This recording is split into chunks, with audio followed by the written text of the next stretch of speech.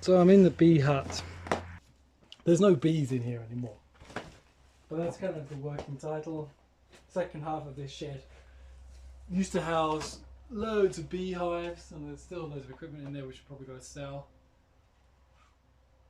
Last week I took this wall out that was here because this part was like for hay, and we just thrown all this wood in that we cut down in winter, and now I've just got to work it. So found an axe.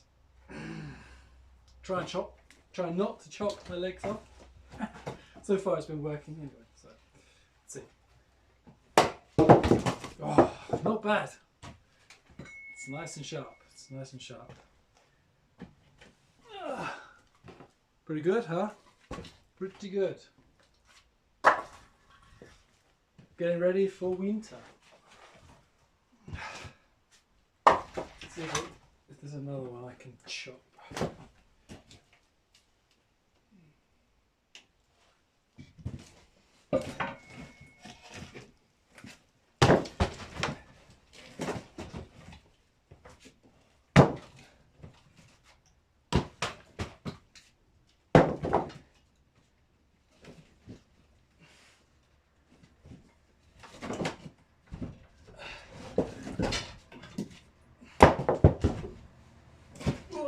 So I've been sawing most of it with the chainsaw. But of course things like this, it's a bit big for the fire, so that's where the trusty axe comes in.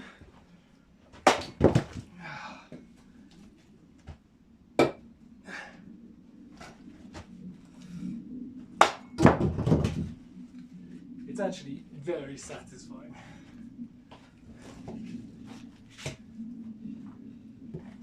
Some of these I have to do a second time, but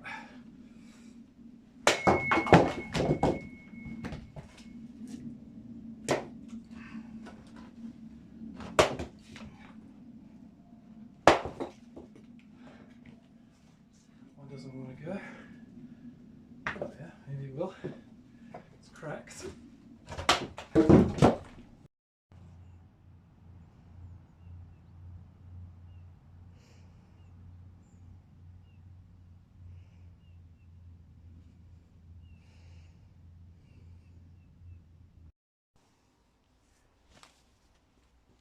'Alright, here we go, before the next car comes. So basically tree cutting around the house is kind of finished for now. The pear tree and the apple tree behind me both have had a hard cut. I'm basically more of a gardener at heart, so I like to try and preserve these things. Eventually they probably both will have to come down, but that'll depend on the plan. As you can see, there's still stuff hanging in the gutters, so I'll need a better ladder than this rickety wooden one that I found. Still, let's get on.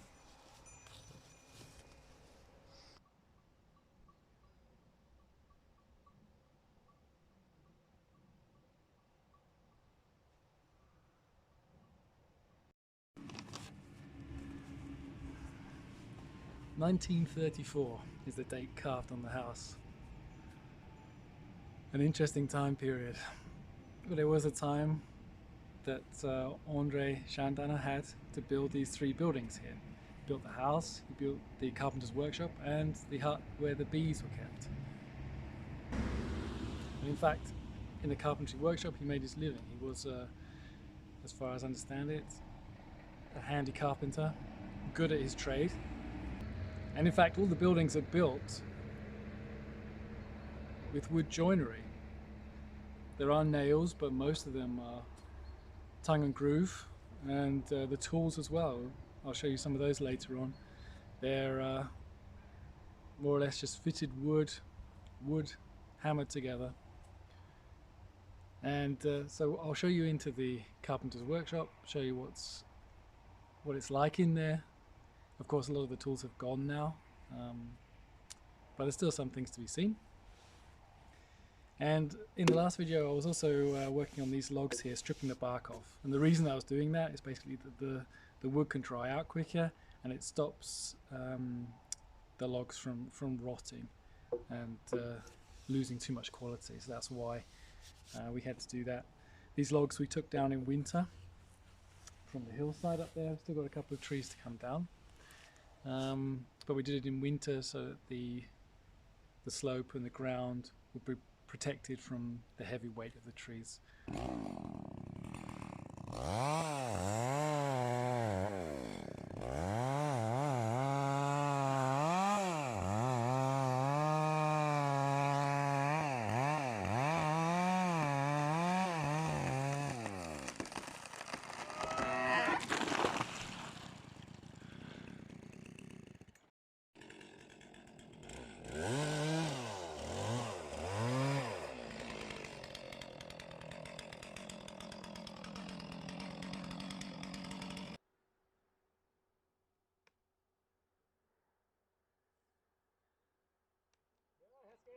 Get together, yeah.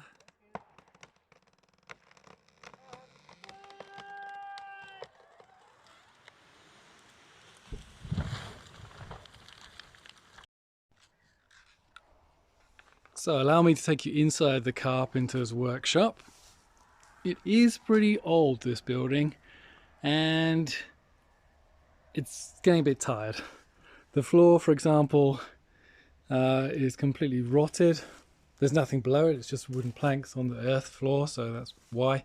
When we first opened it up, it was covered in a white mold, and that was not so good. So we've got some old tools here, all hand tools.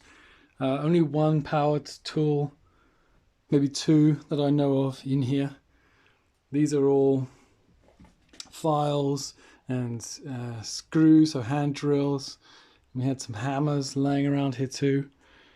I'm in the middle of repairing this axe, putting a new handle on it. The other handle had split, collapsed. So the lathe, of course, was powered with a motor, and that was a recent installment. The saws, all hand saws.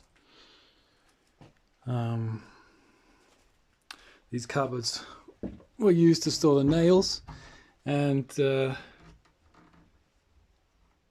planing tools,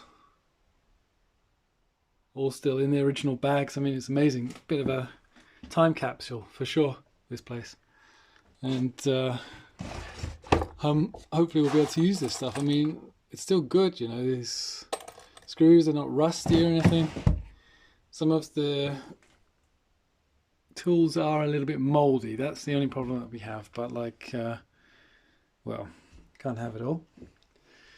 And a little bit of mold, hopefully, isn't poisonous. Otherwise, I'm in trouble. Yeah. So oil and like a little funnel in there. Just the coolest stuff. I mean, like you could just start getting on in here and making stuff. I mean, you know, stuff like, what on earth is that? Like a little hook thing. I have no idea. Maybe some of you guys can tell me in the comments what we're seeing here, or anything that you notice that's kind of interesting. Lovely barrel here, full of paper. I guess a wood in there for the stove in the corner. This is a bit disturbing. This is the mold that we're talking about. So open this cupboard. This cupboard looks really innocuous. Basically, when it's closed, there we go. Looks like a standard cupboard. A few old saws and clamps and things hanging next to it. Opened it up and it's like a spongy white mold. Anyway, I've got the door and the window open now, so I'm getting some air in here.